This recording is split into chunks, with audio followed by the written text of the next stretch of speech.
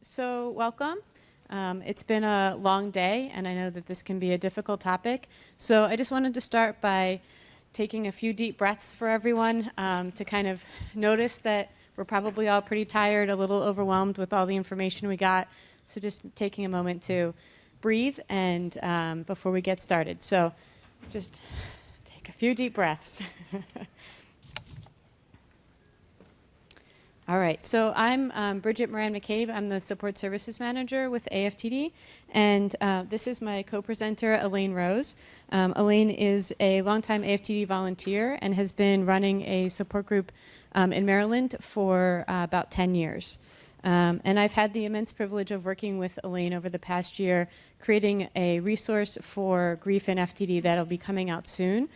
So we're just kind of taking our experiences from what we learned in that group and trying to spend a little time to share it with you, as well as listening from others in the room who've also kind of gone through the grief journey with FTD. So now that you know who we are, I just wanted to start off by just a show of hands of who's in the room today. So if you're a professional that works with families that through their kind of journey through dementia, if you wouldn't mind just raising your hands. Okay, welcome.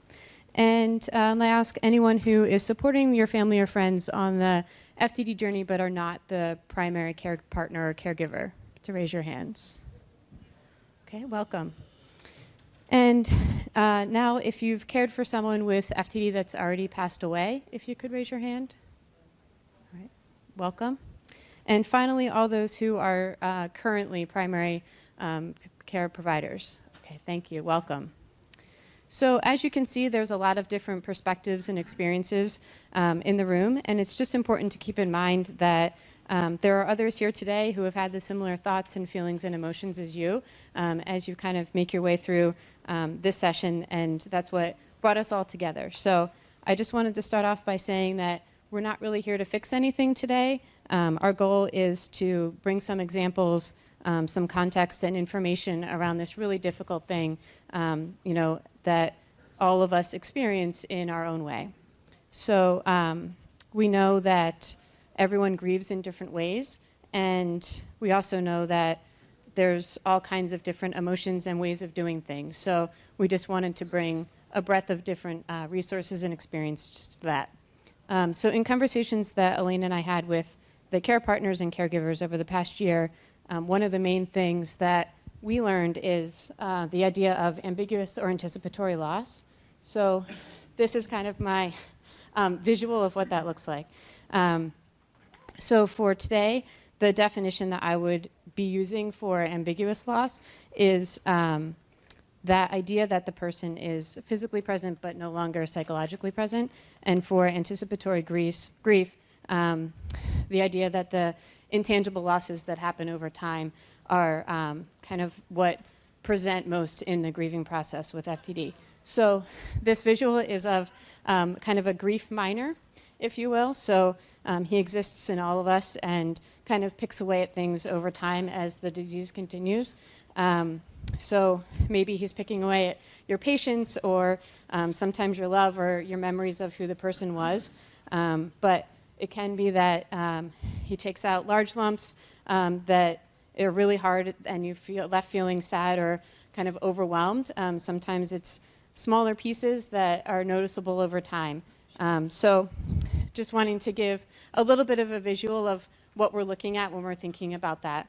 And so as we spoke with caregivers and professionals of all different subtypes with FTD, we also recognize that there are going to be different stories that resonate differently with everyone. So with that, I'm going to turn things over to Elaine to kind of talk a little bit more about what we learned and our journey through creating this resource and some other stories from folks in the room today. Thank you, Bridget. And I want to tell you what a pleasure and a privilege it's been to work with Bridget and to be included in this project. It's a fabulous project. It's wide and deep, and she's just grand, as are all the staff people. If we had time, I would have you do a standing ovation for that. But we don't have time, so never mind. So my thing is, first I'm going to tell you about a little bit about my story. My husband had FTD. He died 4 years ago. He was diagnosed in 2007, died in 2015. I won't tell you all the ups and downs and ins and outs of that, but he lived in a care facility, actually an Arden Courts care facility for 5 years, lived and died there. And it was not as hard for me as others. I started the support group, the marketing person at Arden Courts, and I started the support group and started to listen to other people's stories. And you know, when everybody else puts their troubles out on the table, you take yours back, right? Gosh, people go through so much. So it was bad enough, but I was able to survive it. Our marriage wasn't great even before then, but who knows why? You know, I've tried to stop thinking about that, figure that out. Can't figure it out, whatever, go forward, only forward. So that's the history of me and FTD and my husband, and it's such a pleasure to work with AFTD and be a volunteer, feel like something good will come out of all that. So I'm going to share a couple of vignettes with you. When we were doing this interviews, what we came to was that we would write vignettes and hopefully like, what's it, chicken soup for the soul is Bridget. So it helps people to learn how or just feel what everybody else is feeling, knowing they're not alone. So the first one is called People Are Disappointing. Is that up there? Yes, and it's about Gloria and her husband John, who was diagnosed with PPA, and she took on the care for him, like so many of us do, and it was very stressful. And she accepted that they were now in what she called turtle time, because there was so much to do, and the clock kept ticking, and yet days were long. And so I always say when I raised my kids is the days were long and the years were short.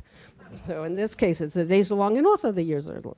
So she felt distracted when she was not with her husband, and she knew she needed some space to be with her grief, and she identified it as grief, to process things and to get some much needed respite. She learned that being physically separated from him was what she needed. So she had a day job, and she kept that day job, and it was, she said, that my job was my respite, got me away and gave her some distance from it, and that was good. Respite for her was the key to staying ahead of the stress.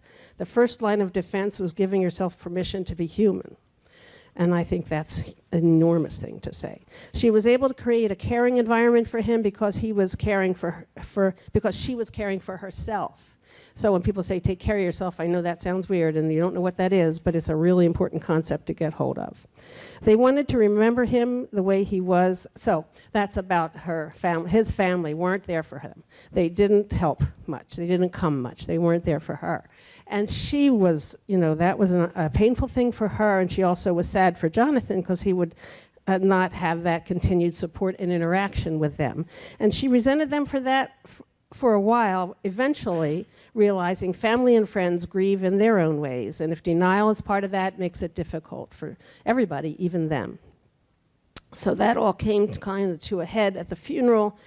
Was specifically challenging. She said with so many present who had no concept or idea of how the past 8 years had been for them. And they spoke about Jonathan, the Jonathan they knew and remembered, and not acknowledging ever Gloria's and Jonathan's reality in recent years. A very, very painful time.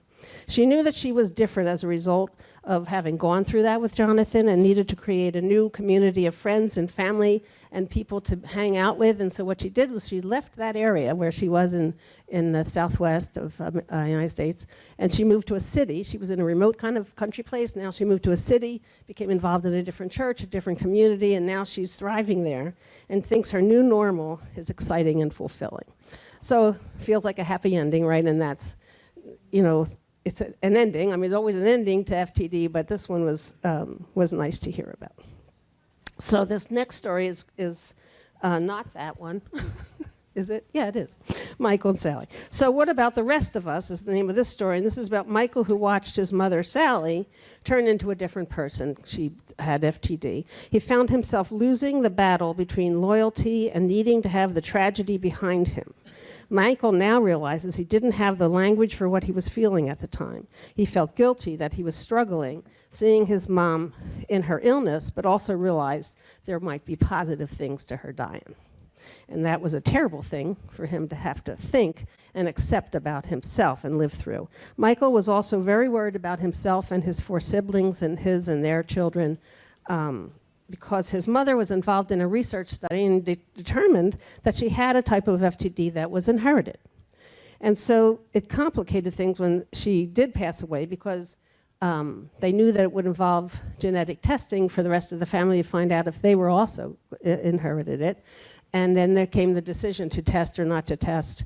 Michael wasn't going to get tested, and he went through a terrible time of stress and obsessing about brain health and vitamins and exercise, and he was going crazy, trying to protect himself from the awful eventuality. So he recognized that he needed to be there for his children, and worried every time a symptom he remembered his mom having crept up was maybe he was having that. So it was a terrible, nerve-wracking situation. He eventually did go through genetic counseling, and it was determined that he did have the gene. So this created fear and panic and tainted his memory of his mom, and he was already having a difficult time processing the feelings of his mother's death, and now he had this on his mind, and he started to plan crazy expensive trips with his family, and was going to make life worth living every single minute, and his wife intervened finally, and they worked out a deal for Michael to begin counseling, therapy, and for them as a family to live the best life they could for as long as they could. Because what are you going to do? And that was how she approached it.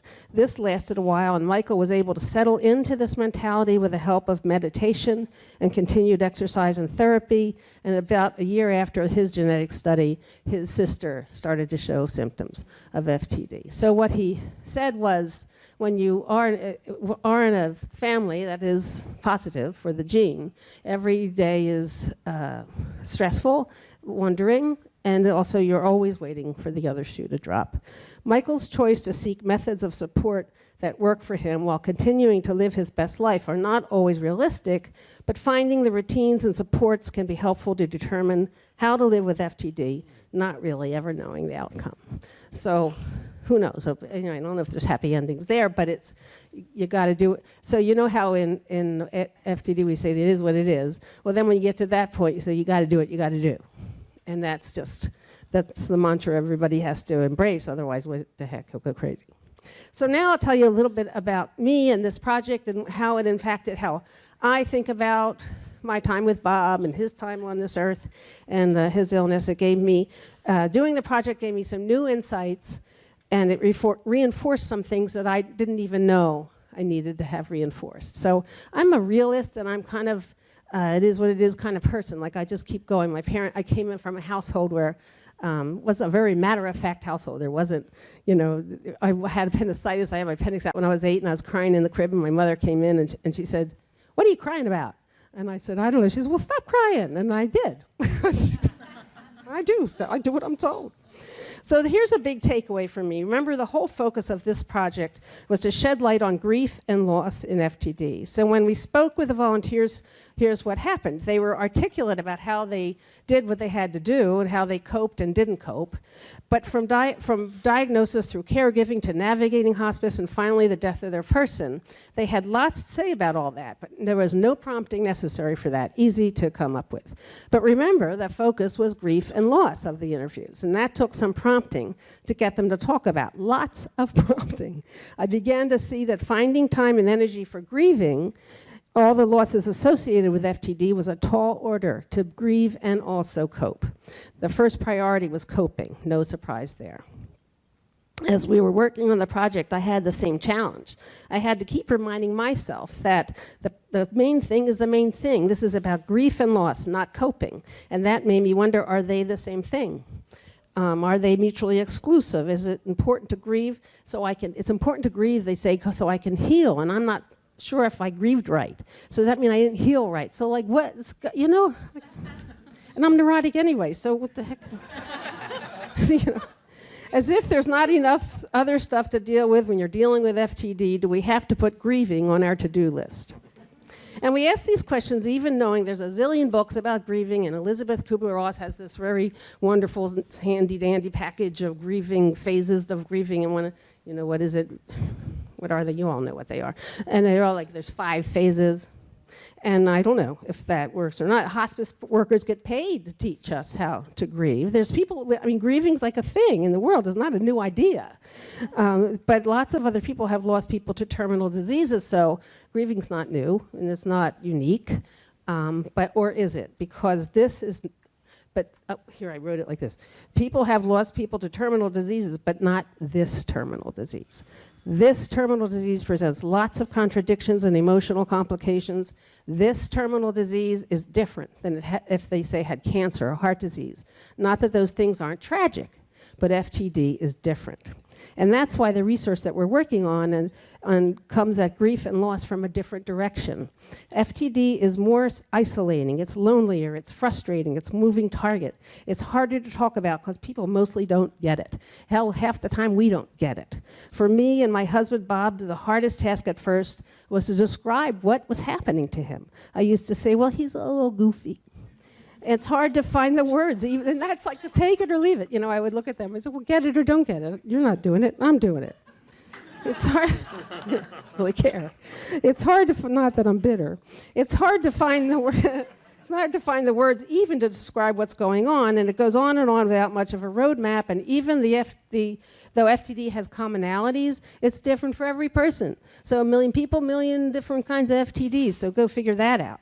Grieve for it, right? So what I heard people saying, and not in so many words as we were interviewing them, is they needed to cope well so that they could survive. Grieving was in there somewhere, but not in an obvious way. And I'm a big fan of surviving. When Bob was sick, I was determined that it was going to kill him, but it wasn't going to kill me. My kids were going to lose their dad, but they weren't going to lose their mom. So I was, and if I could help it. So I crossed the street real carefully in those days. So that was my first impression of the project. Grieving takes focus, and with FTD, coping and also grieving at the same time is a tall order, just so you know. Here's the second thing that really hit close to home for me. People said when you've been through something like this, it stays with you. It changes you. You are somebody else when you get to the other side than when you started. And I was just I liked hearing that, because I did feel different, but I didn't want to be different. I wanted to be who I always was. You know, I'm 69 years old, and I've been who I am for a long time, and I like who I am. But now it really is different now. I think differently. And as I absorbed that, I decided that I wouldn't want to give up who I had become. These people taught me that I had earned the right to grow and change from what I had been through. What a comfort it was to embrace that. Encourage everybody to embrace that. And then there's the whole thing about the long goodbye. The message I got from the folks we interviewed was that another reason why grieving effectively is hard with FTD is because the losses just keep on coming.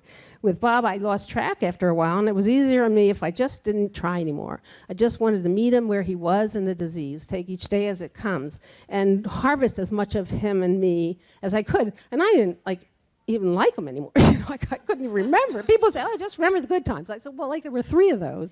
So, doesn't take long, and I could, there you go. And then there's ambiguous loss, gone but not gone. That sounds kind of innocuous, doesn't it, for something that is so confounding. It's lonely, frustrating, infuriating, impossible to articulate to people who have no clue. It takes energy to comprehend it, let alone cope with it. And that impacts the ability to grieve. Again, they didn't say that in so many words, but their stories hit that right on the head. And then we have anticipatory grief. I don't know, it's all the same thing. It's all a pain in the neck. And when we finally died, I had to keep my relief in check, because I didn't exactly want to dance around, but it just was. We were standing there, my son was standing there when they wheeled him out of the place. And I turned to him, and he turned to me, and he said, oh, Mom, he said, we did it. And I said, yeah, we did. Good for us. Let's go have a drink. I don't want to appear happy about it, even though I didn't feel like grieving anymore. And I also didn't want to, I had to be careful, because his family hadn't, I mean, they, you know, some of them were, you know, even real nice, but I didn't want them to see me being so happy that it was over. Like some of the people we talked to, I used mantras to get through it with Bob. the Yiddish word for mercy is Rahmanas. Anybody here know Rahmanas? So when I would approach Bob after he was doing something terrible or weird, and I'd go, Rahmanas, Rahmanas, Rahmanas, and then try not to yell at him. And then I would yell at him, and then I knew that I'd get another chance to try that again in like 10 minutes. So it was like I practiced the Rahmanas thing. And the other thing that other mantra was no harm done. I loved that one because when things happened and there was no blood or fire, I would think, well, what, how bad is he? So he microwaves his Cheerios, how bad is that? It took me a little time to stop looking for, and after he died, then I went into this kind of phase where I was looking for causes. I was looking for things to be, save somebody. Because I had that role for all along. I lost that role, so yet another loss, thank you, God. So, and it was getting me in trouble, and so I had to stop that. My kids were so mad at me for doing that, and that was very helpful. But so I made this little card for myself, and I doodled on it and decorated it, and I keep it with me, and it says these words: positive, not dreary, easy, not hard, fun, no stress, healthy. And what I choose to do with my time and my thoughts has to meet all those criteria now. And damn, it's working. I'm having a great time. It's great. So where am I now? I love my life. I'm doing fun stuff, and I no longer think about the people who didn't come through for me and not want to, run them down with a truck. I think that's progress. And oh man, forgiveness is a whole other thing. We could have a whole other conference about forgiveness, and that's a work in progress. So the one thing that I heard one of the people we interviewed say, which was really wonderful to hear, was he said, you gotta let time do its thing. And it's so big to understand that and embrace that and know that today is this, tomorrow is another thing. You'll probably feel a little better tomorrow, and the next day you'll feel a little better after that. And try not to revisit the pain and agony. Like, that's a negative thing, don't do that. So aren't I just a picture of being fabulous, right? Well then, this person happened, this little person, see this face? Oy, oy, oy. So she is Bess, she's my first granddaughter, she just turned a year. And he is her grandfather. Wrong grandfather, right? And when I see pictures of her with him, I just become so pissed off. I just get pissed off. And I thought, what? I didn't know I felt that way anymore. I thought I was over the angry part, but it's a work in progress. I have another granddaughter. Her name is Amy, and that's my son's daughter. This is my daughter's daughter, and they're so cute. I can't even stand it. And so I'm working on it, Bess, and she's going to help me, and so will Amy, and that's it. What did you mean by wrong grandfather? That's his father. It's her grandfather. It's my daughter-in-law's father. My daughter's father-in-law.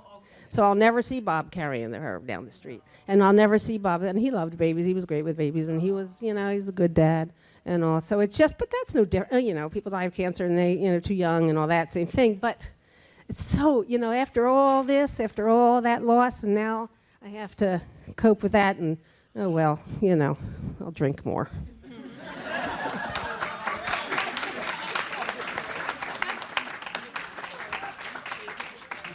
I'm sorry. When people came to the funeral that hadn't seen your husband for a long, long time, how do you deal with that? Because that's something that I am facing in the future. You let time do its thing. You smile and walk away. I mean, it doesn't, certainly not going to help to I don't know. For me, confronting people about crap never helped. Made it worse. And then it was uncomfortable and awkward, and they hate you secretly and everything. So I think I don't know. It's as hard as anything else that you're going through. And it's part of what you'll go through. That's something I heard people say, though, is that eased up, actually. It actually, they were able to let it go. Not all of it, but you're able to, it gets milder. It's not as acute as time goes by. And it just, you have to give yourself time to process it. How do you cope with facing people who weren't helpful? Awesome. Awesome. Drinking. I'm telling you, drinking. So they didn't come to the funeral? Should I stop this? Okay. What? Sure. Yeah. When my husband passed away, there were a number of people that disappeared in our lives when he was ill, and they did come to the funeral. And several people, one person who was a good friend of his in particular, came up to me and apologized. And he said, I just couldn't deal with it. And he couldn't. And I understood it, and I accepted it. It hurt while it was going on, but, that was his answer, and I understood fully well,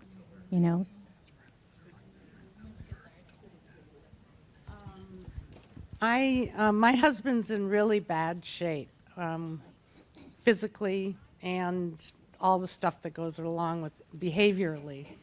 And I divorced his brother last night. I wrote bye-bye on a text.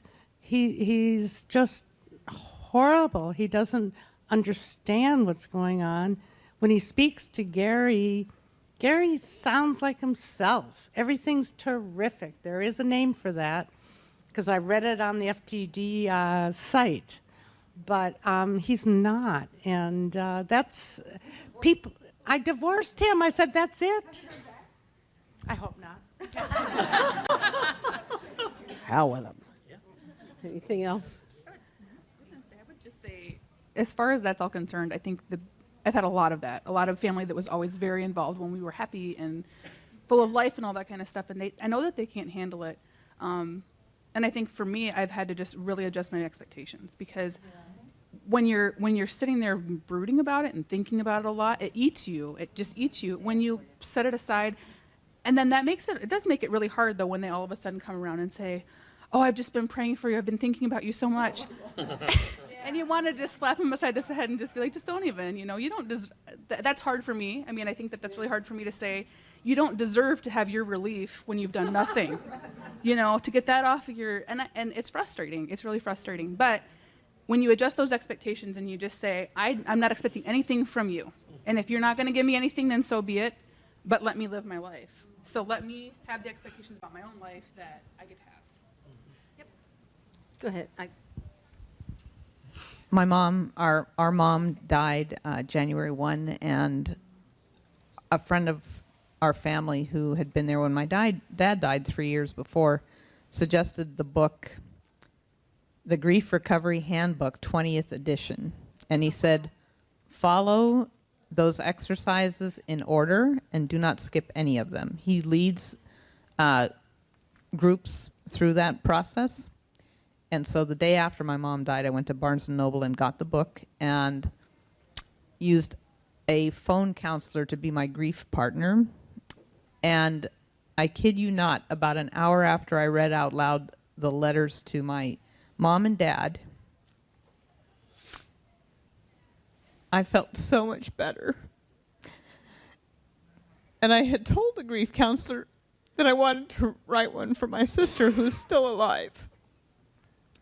Because I think it was your article in the AFTD newsletter that came out that talked about ambiguous grief and anticipatory grief. And I thought, we've been going through this for so long. I moved back from New York to help my sister take care of my parents. And my sister was the one who got sick first. And so I read the letter to the grief counselor for my sister, and I said, the last part of the letter, I'm going to write those on cards and take them with me when I go to visit her in the nursing home. And even though she may not be able to communicate back with me, I'm going to read these to her and see if that will help her understand how important she was to me and still is obviously important to me. And let her know how much she was a leader to me, she was an inspiration to me, she was a role model to me. And because she has FTD, I don't know if she'll understand it, but I want to be able to tell her that.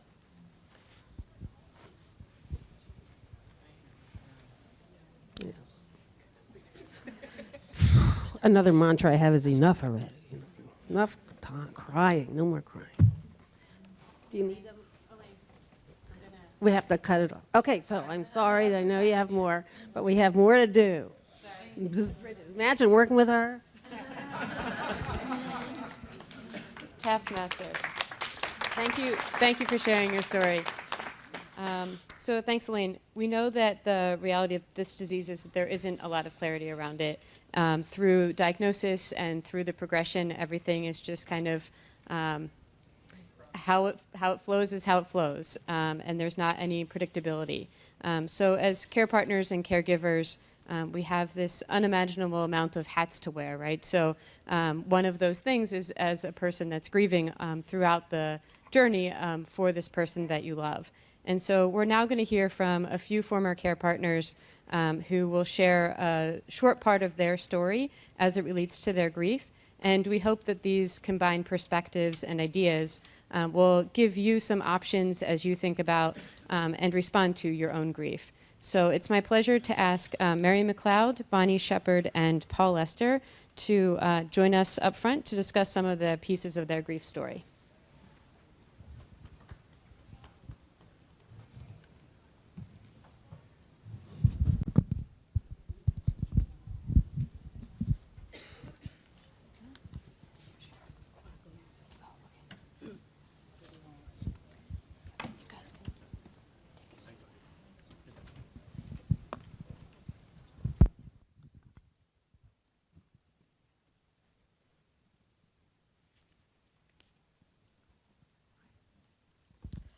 I was married to Bruce for 45 years. When he was diagnosed with FTD PPA variant in 2001, I was plunged into grief. I found myself in action and having a brave front on one level and falling into a swamp of grief on another. Having been a nurse and later a therapist, I knew about death and dying and grief, but not about my own feeling of loss and impending loss. By the way, I'll tell you now that I believe that in all loss there are little shards of grief left deep down inside. They reactivate unexpectedly. So as you can see, I have a shaky voice or a little tear, but none of it ever killed me. I'm still here. So I have vivid mind screenshots of particular spots of grief, such as driving down the river road near our home with my fingers on Bruce's knee and feeling that I was sinking. Or walking our dog up the lane way in trees and night and moonlight, as we usually did, and then running back to the house to get the camera to see if I couldn't capture this moment. I had about 2 years of this wet grief when I decided to go to a colleague who specialized in sand tray therapy. I was introduced to a bowl of sand, one of which I chose, and my assignment was to search her shelves and find a figure, all the figures and items to depict my life in the bowl. I found my chest tightening and breathing quickening as I took a basket and searched for appropriate figures. I found a bride and a groom, which I perched on the edge of the bowl. A little below that, I put a knight on a horse. A little below that, another knight, but this knight was kind of sinking into the sand. The only figure I could find for Bruce was a little Royal Doulton figurine, fresh-faced, of a little boy. And I laid him in the middle of the bowl. This was the procession of my life, moving from the edge of the bowl to the center. For me, I finally found an action figure in a white jumpsuit, hand up. The type that might guide planes into the airport, into the bay at the airport. And beside me, my little dog at my feet. And laying in the sand before us was Bruce. I found figures to represent our 5 children. And I placed them just away from us in a circle. And then I placed people who signified relatives a little bit further up. And around the edge of the bowl, I placed the supportive Christian community that we had. Lalita, the therapist, did not say a word. She just matched her breathing to mine and compassionately supported my process. What became very evident to me was that despite all the figures in the bowl, my knight was at my feet, in my care, and I was alone in charge. My dog, Andy, beside me. My second session was very different. I chose a bowl filled with black sand. And as I walked around with my basket, I could not, for the life of me, find any figures to put in my bowl. So I returned to the empty bowl and just sat gazing into the black sand, tears flooding. I just sat there weeping. Eventually, I noticed that the light above me was causing particles in the sand to glitter, and then I realized it was my tears that were enhancing the sparkle and making them jump out at me. The message that became clear in my mind at that moment was, your life might seem black and empty, but keep your eyes open for the bright spots. From then on, I rarely had that swampy feeling of grief. I became the action figure of the bowl. I moved through my whirlwind life above the swamp and became mildly annoyed with folk who would ask, and how are you really? This would tend to pull me down and make me realize that the wet grief was never too far below. I found myself treasuring small moments of contentment, even humor, despite my life going haywire. I learned to live in the moment. I didn't want to look back to the opportunities and all the money that was lost, or too far ahead to what wouldn't be. I was on a vacation and I thought, I guess that's what I'll be, having a vacation with 5 gray-haired ladies. Or a man taking out the garbage and thinking, I'm not going to have one of those. I adopted the mantra, I'm not sick, I do not have the disease, I have a life to live, I can do the job. I chose to use neutral rather than emotional interior language that would inflame my emotions in situations such as the ongoing incontinence. None of this is to say that I didn't have countless exquisitely stressful situations where I had surreal overview of everything as if I were above myself and thinking, this is unbelievable. No one would believe it. Just to say that I didn't have everything, I wasn't perfect. I lose it sometimes and wallow in guilt about how I had been yelled at my husband. And then it would take a while for my inner comforter to come out and say, you're under a lot of stress. What do you expect? You know, you have to lose it sometimes. And so that was good. And he wouldn't remember that I yelled at him. This bright spot message was reinforced for me throughout my caretaking years. My husband loved routines, and I tried to keep routines going for him. Monday night was going for cheap gas. Wednesday was taking him to street ministry. Friday was the Christian bookstore and then the Greek souvlaki for dinner. Sunday was church and then Greek souvlaki for lunch. These routines connected us both to those who frequented the same spots and seemed to give him and me great contentment. We did a lot of driving. Since the disease had ended our conversations, the radio was a companion in the van. I would like to listen to the public radio, but inevitably that finger of his would come out and he would push CD number 6. The Gaither Gospel Trio. The opening song was always, keep on the sunny side, always on the sunny side, keep on the sunny side of life. He will help you on your way, he will guide you every day if you keep on the sunny side of life. I would feel the irritation of this. I would feel that irritation at the station change in regard to the promise of guidance. I would cynically muse, well, I sure hope so. And then I'd settle down to think, well, this is probably good for me. Then a little later in the same CD, the song of the God of the mountain is still God in the valley. When things go wrong, he'll make it right. Again, my interior eye rolling and the cynical thought, I hope so. And then just whose right is that going to be? Both songs always stirred some initial cynicism, which was followed by a relaxation into unknowing and acceptance. When people offered to pray for us, I requested that they pray for patience and compassion for me. When they offered to pray for complete physical healing for Bruce's brain, my interior eyebrow would go up and I would say, thank you and okay, but I would add that I think we are already healed. me to acceptance and Bruce to contentment. So I'm on the other side of the illness. I'm alive and well and living my life.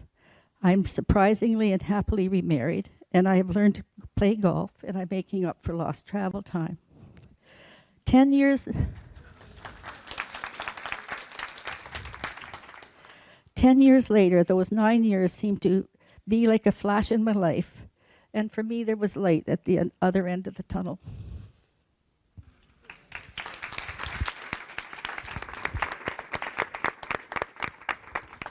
Thank you, Mary. So now we're going to hear from Bonnie. Thank you. Thank you very much. Thank you for sharing your stories. Can you hear me in the back? Okay, I'm glad I asked. Well, Debbie, you have a job.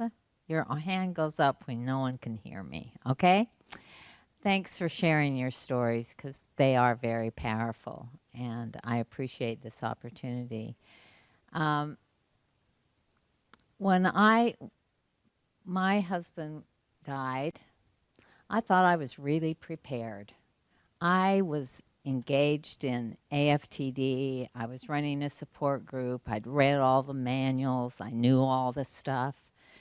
And I really thought I was prepared. And I was prepared in my head, but I wasn't prepared in my heart. And I was kind of that first month after they pass away. I have a friend who hates that word, pass away. After they died,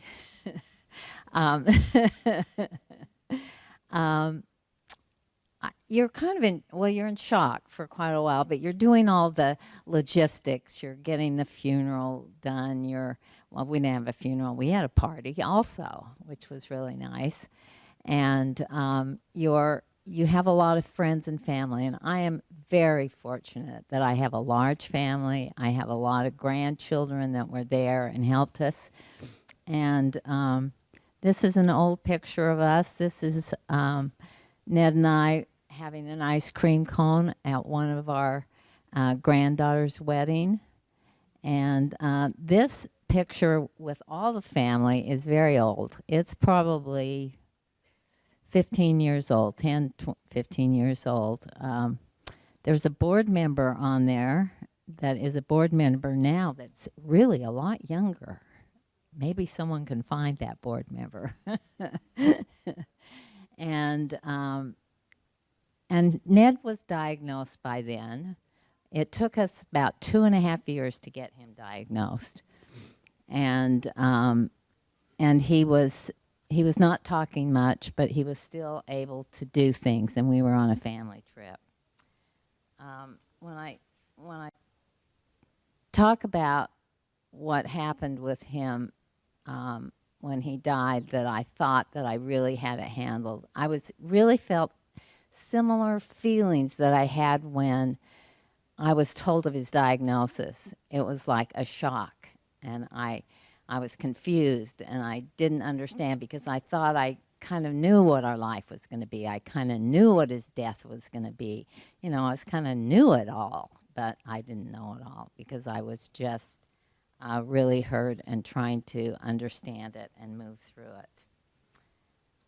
Also, after that, I got his autopsy results, and I found out that after all this energy, he was diagnosed with Alzheimer's. And he did have PSP, but he had all of his frontal lobe was tau and Alzheimer's. And that was really shocking to me. It was like, who am I? I felt, am I going in the right direction? And I felt, who am I that I'm not a caregiver anymore? Who am I as a person? And what's my direction? And that was good because it gave me some time to stop and think about what was important to me. And one of the things that I did is I went to an 8-week grief class that was offered. I'm from Utah. It was offered by the University of Utah. And it was very helpful to me. They don't allow you to go until you've lost your person for maybe 4 or 5 months. And I went to that, and it really helped to talk each week. It was a small class, and everyone had lost a person that was similar to them. It could have been through, could have been a spouse, or it could have been a child or whatever. And it was very, very helpful, and I really recommended that to everybody. I also learned that not very much is important in this journey. A lot of the things that were really important really aren't very important. I got some gifts from caring for my husband, and I appreciate them. I learned how to live in the moment, and boy, I'd never lived in the moment before. I lived what I screwed up yesterday, or what I'm worried about tomorrow. I didn't enjoy the moment, and I really learned that each moment was important, and I had to take advantage of that, and I learned how to do that.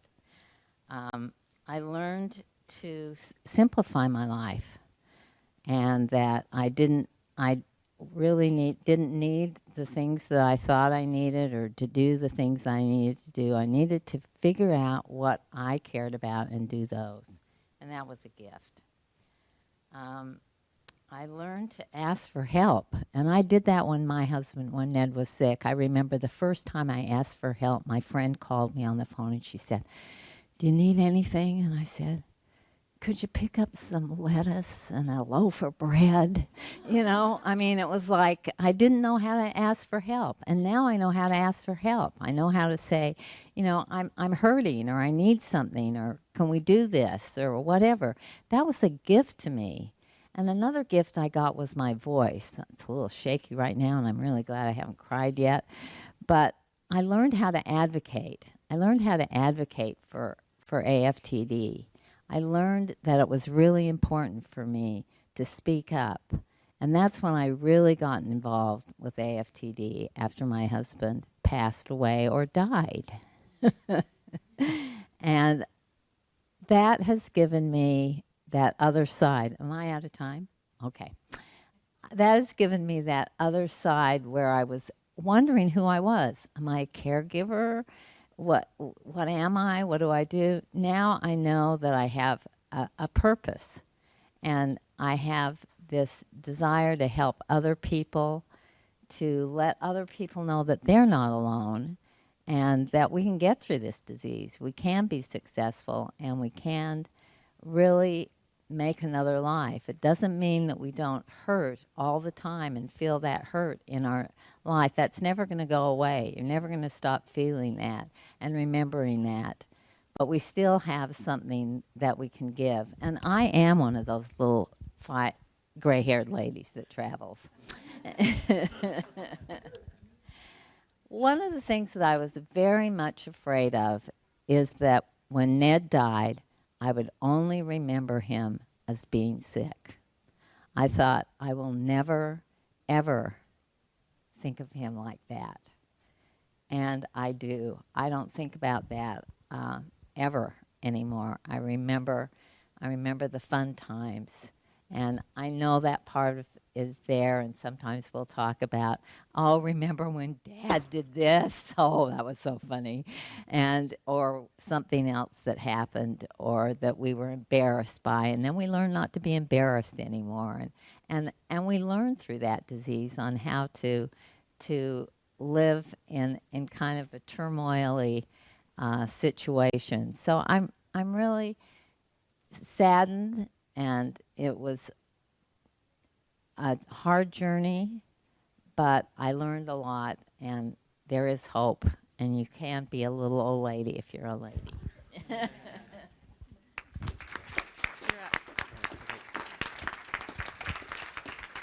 Well, I'm not a little old lady, but and I don't have cute shoes like Amy had, but I have to show you this. My wife really likes me to have, she doesn't like boring brown black socks, so I have really nice striped socks, so I just thought I'd show those to you. Just a little humor to start with. My name is Paul Lester. I live in Raleigh, North Carolina with my wife, Kathy. In October 2006, my late wife, Arnette, was diagnosed with BV-FTD. We were given no information about the disease when we got the diagnosis. It took me a few days to find the information I needed on the internet, and then, of course, I went into crisis mode. Our daughter Erin was 14 at the time, and son Brian was just 12. I clearly recall the realization that my primary role with Arnette was to be her care partner and not necessarily her spouse. Before I start sharing about my grief, I want to say that everyone's grief process is different. I already talked about Kubler-Ross, you know, the 5 steps. Last time I saw that drawing, it went like this because it's all over the place. Everyone's process is different. And you'll just discover that on your own, and you're discovering it on your own. When Arnette was diagnosed, I was really busy.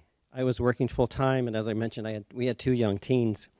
I was in a small group at church, and within a year I was in an FTD Care Partner support group. I truly believe that I was processing the loss of the old Arnette, the person that I married, and grieving while adapting to the new Arnette. Over the next 7 years, I continued to let go and process that kind of grief. Along the way, I did read one book about grief, and it was called Ambiguous Loss, and it was by Pauline Boss. It was referred to me, a friend saw an article about it. Very good article, or a very good book. It just talks about loss that you just can't, it's hard to process, so it was very good. Anyway, over 5 years ago, Arnette choked and died on November 10th, 2013. I was devastated. I was not ready for this. I felt like I was just starting to understand her better and regarding her care. She was at a group home, and I felt like I was really able to relate to her better. And so I was shocked. And then out of nowhere, she died. Like anyone, I took care of final arrangements, my college kids, etc. I took care of final arrangements, and I said that already, sorry. Family came to town, and we had a wonderful service celebrating Arnette's life. And then everyone left. I was home alone. I remember sitting in my family room on a footstool and screaming at the depth of my soul. I felt so alone. But I had to get back to full-time work the next day. I was still in my small group at church and seeing my therapist again. I also continued to worship weekly. I assumed I would be fine. Truthfully, I'm sure I was in shock, and I just didn't realize it.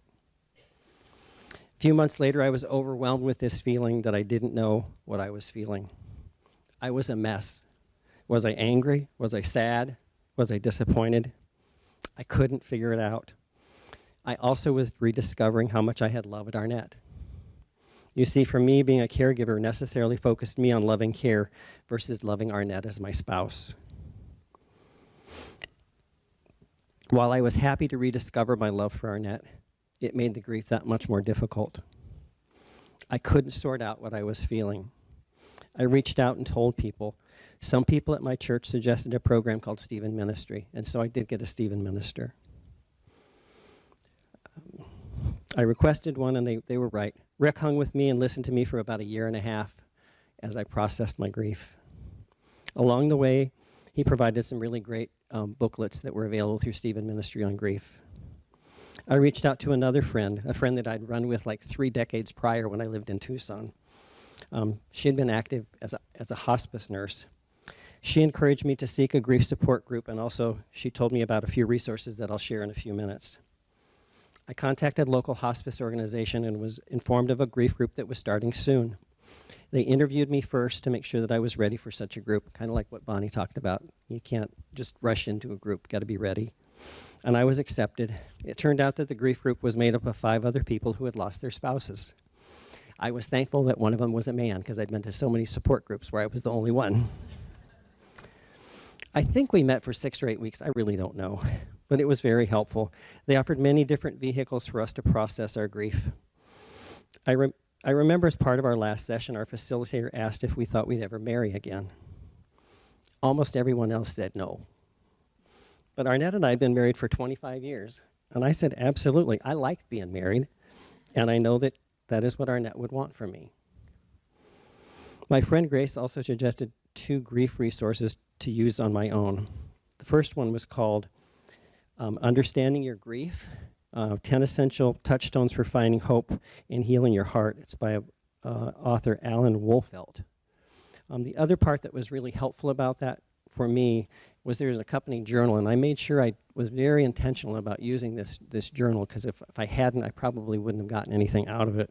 It's just called the Understanding Your Grief Journal, Exploring the 10 Essential Touchstones, again by the same guy. Those are books that are available on Amazon. Anyway, as I said, I was very intentional about using these resources, truly believing that they could move me forward on my grief journey. Today, I can't tell you much about what the books covered, although I do remember writing letters, and that was very, very helpful. But I know they helped me process so many feelings relative to having lost the love of my life. About 18 months after I lost Arnette, I felt ready to move forward in my life. Arnette's cremains are in our memorial garden at church. I still visit her and often cry when I do, but not as often as I did before. Now I'm experiencing new grief. About a month ago, I lost my 84-year-old dad here in Southern California due to complications from colon cancer. At the same time, it felt like I lost my mom. She has moderate to severe Alzheimer's. Mom moved into a wonderful memory care unit last December and adapted quickly. Of late, she has been very agitated and downright ugly with family and staff on a regular basis. This is not my mom. I understand this. I don't blame her, but that doesn't make it any easier. Hospice became involved in the last few weeks, and they've been so helpful with Mom's care. I also want to share something good. Mom turned 84 on Tuesday of this week. She had the best day ever in a month. It was just awesome. The activity director at that facility is amazing. But my siblings and I were able to experience our kind, sweet mom. I'm working on this new grief. When I go home to North Carolina next week, I'll reach out to my last therapist and hopefully she'll be able to see me. A friend from my church also told me that she will be sending me the Stephen Ministry booklets again. She said, everybody, each time you experience grief, it's different. So please read them, and I will. I know I can't sweep this grief under the rug any more than I did Arnette, but I know that in time I'll be in a good place again. Thanks for listening to me.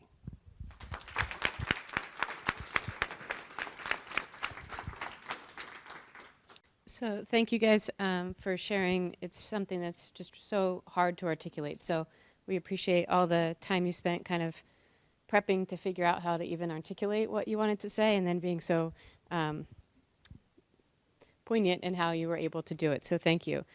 So we have just 3 or 4 minutes left. So if there's anyone that does have questions for the folks up here, just as a reminder, this is Elaine, Bonnie, Mary, and Paul. So if you could direct the question specifically for who you want to ask, that would be great.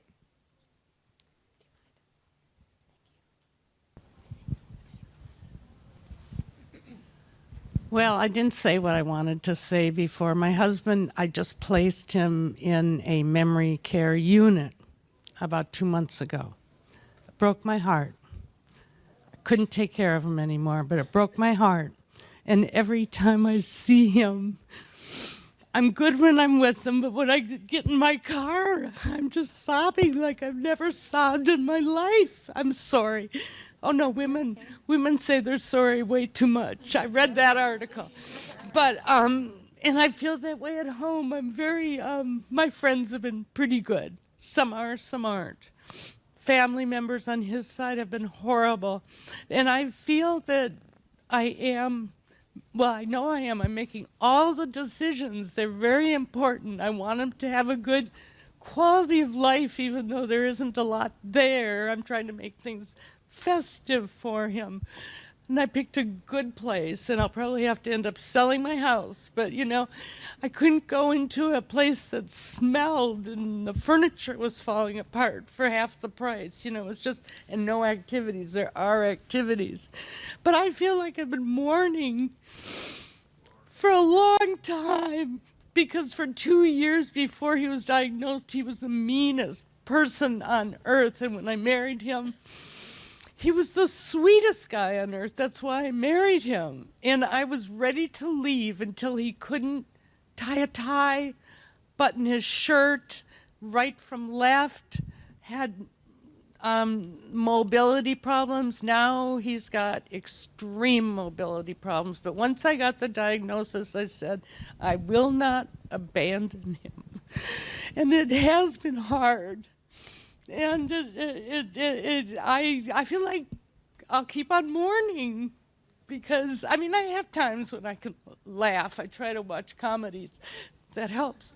But you know, it's the mourning and the expectation, and I know he will die, and we've already decided no feeding tubes, no nothing. We're going to just, each of us feels that way. We're just not going to do it. So I worry about him all the time, and he's not at home. I worried about him all the time, and he was at home. And I know you have to cut me off. I wasn't going to cut you off. I just wanted to say thanks for sharing your story. And I think that what I was hoping to have come out of this session today is really hearing how other people have had to figure those things out. And even though it is really difficult, and you know, it's easy for me to say that, but there's others here who have figured that out, and there's others outside of this panel that have figured that out. And so there's support groups and other ways to be able to have those kinds of discussions. So hopefully you'll be able to take advantage of that. Thank you. I was going to just echo something that Paul said, is don't wait until your person dies to get the Stephen Minister. My Stephen Minister is my lifeline, and my husband is in the late moderate stages right now. And we started when I was in Illinois, and I've since moved to Texas, and she calls me up and we talk every week, and she is just a lifesaver. So if you have that opportunity to get a Stephen Minister now. Thank you. And so unfortunately we're out of time. Sorry. But we hope that you found this session helpful, and know again that there's others that are having similar thoughts and feelings as you. And we're exploring opening up a phone-based support group for former care partners and caregivers. So if you're interested, all the folks that registered for this session and identified themselves as former care partners, I'll reach out to you to see what your interest is. Or if you're interested, my cards are at the back, so feel free to take one and reach out to me.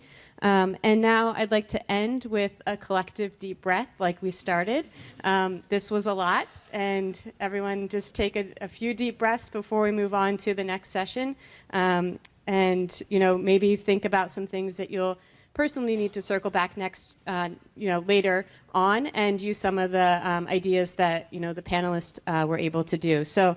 As I mentioned earlier, also, this is the first attempt at this topic for our conferences. We've never talked about this before, and so we'd really like your feedback. What would be helpful? What other kinds of things you would appreciate hearing from? So please take a minute to fill out the evaluation, particularly for this breakout. I know they're all important, but as we continue to explore. And so I'd like to also just let you know, so from here we're going to have some open forum and networking sessions that are starting at 4, and then we'll wrap up the day back in the Marquise Ballroom where we started before the social reception. So a special thanks to Elaine and Paul and Mary and Bonnie for sharing such tough stories, but really important ones that we know that are festering in all of us and just needed a space to come out. So thank you, and there are some tissues on the way out, so please take advantage. Thank you.